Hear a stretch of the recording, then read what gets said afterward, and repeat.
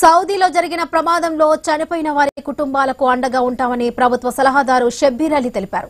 మక్కాలోనే అంత్యక్రియలు చేయాలని వారు కోరుతున్నారని తెలిపారు.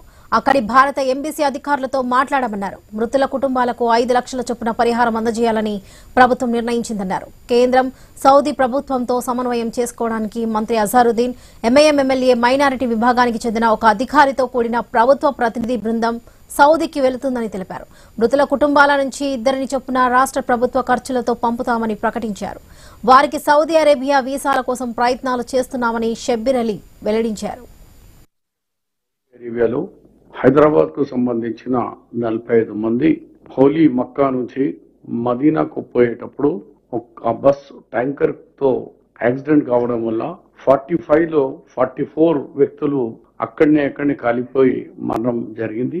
దాన్ని రాష్ట్ర ప్రభుత్వం గౌరవ ముఖ్యమంత్రి గారికి ఫస్ట్ సంఘటన రాగానే చనిపోయిన వాళ్ళ ఇంటికి వెళ్లి వాళ్ళ అభిప్రాయాలు తెలుసుకుని మరి ఏ విధంగా అంత్యక్రియలు చేయాలో అక్కడ చేసుకుంటారా, ఇక్కడ చేసుకుంటారా, ఎట్లా చేసుకుంటారు ఆ విషయాలు మీరందరూ వెళ్లి చేసుకుని వాళ్ళ కుటుంబ వ్యక్తులతో మాట్లాడిన తర్వాత ఎక్కువ మట్టుకు వాళ్ళందరూ కూడా ఆ పవిత్రమైన స్థలం ఉంది మదీనా కాబట్టి అక్కడిని చేస్తే మాకు బాగుంటది అన్నట్టు కూడా చాలా మంది అనుకుంటున్నారు. గౌరవ ముఖ్యమంత్రి గారు డైరెక్ట్ గా అక్కడ కేంద్ర ప్రభుత్వంతో అక్కడ ఎంబసీతో డైరెక్ట్ మాట్లాడడం జరిగింది.